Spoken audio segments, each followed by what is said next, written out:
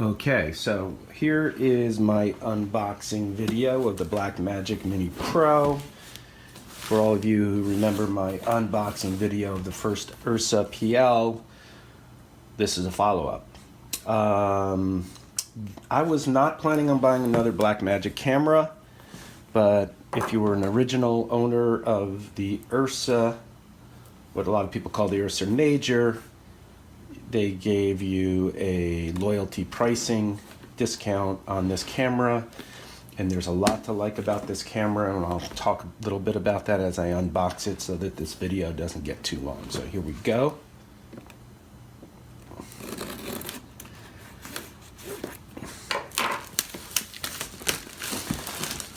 In the box here, they talk about a lot about the features, including the fact that you can switch between cine color and video color automatically or quickly. The 4.6K sensor. So that's, I think, the main reason that the loyalty pricing with the original URSA owners came to be, because they seem to have not been able to deliver on upgrading the sensor of the original URSA camera. So in lieu of that, they made it so that you can purchase this camera for just a little bit more than the original quote on the sensor upgrade.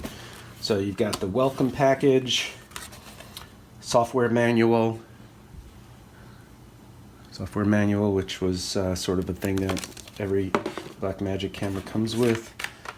A full-on, well, the lighting's really bad, but full-on Resolve Studio.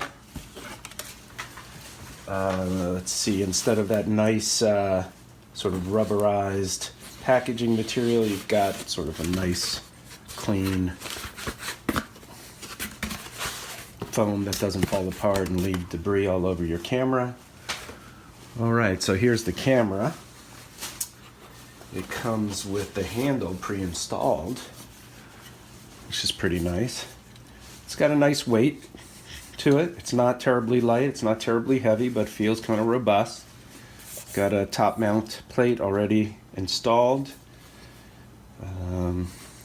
Here's something interesting. I guess that's to take the handle on and off. Nice little hidden thing. Blackmagic logo. Record button. It looks like an iris button. It might be a focus button. There's the side of the camera. Oh man, lighting is terrible.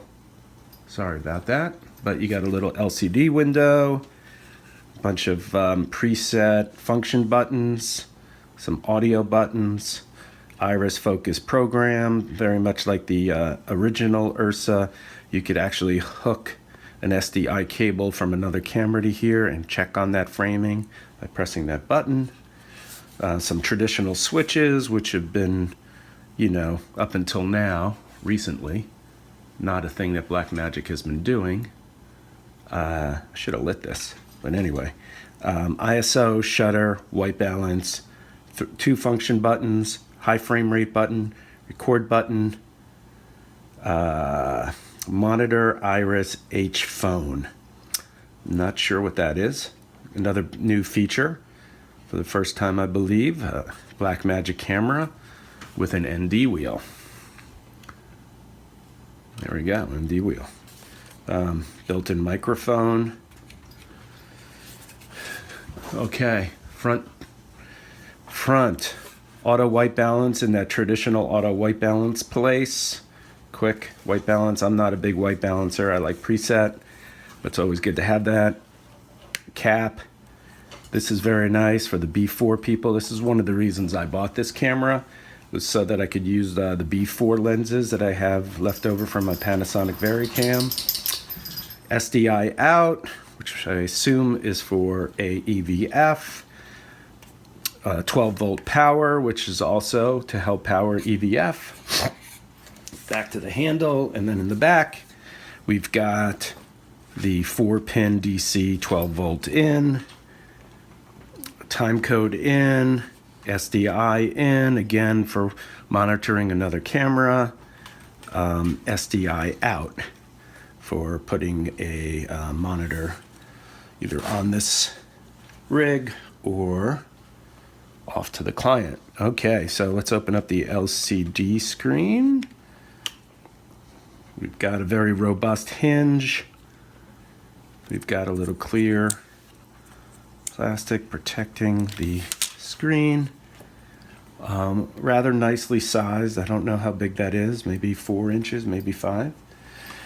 All right, here's part 2. I've been filming this with my iPhone. If you wonder why I'm not filming it with the original URSA, it's because I wanted it to come out. So here's the camera again. And so what you have under the LCD screen is microphone switches, mic line plus 48.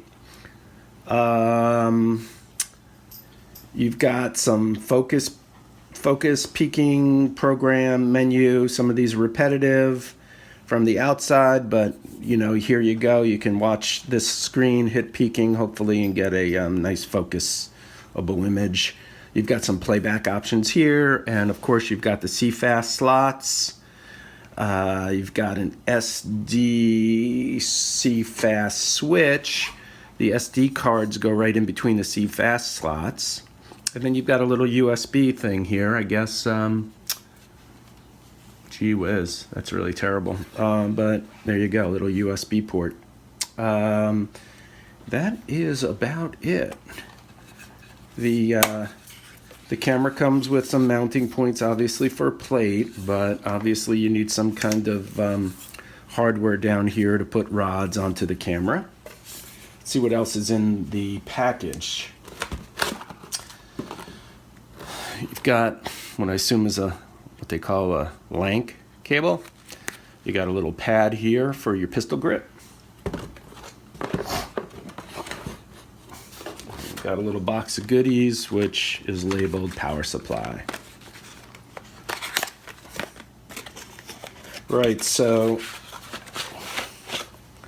box, power supply, 4-pin. Did not come with a what I call computer power cable. You know, that trapezoidal type connector. We've got hundreds of them. We all own tons of them, so I guess Blackmagic saved $5-10 by not including.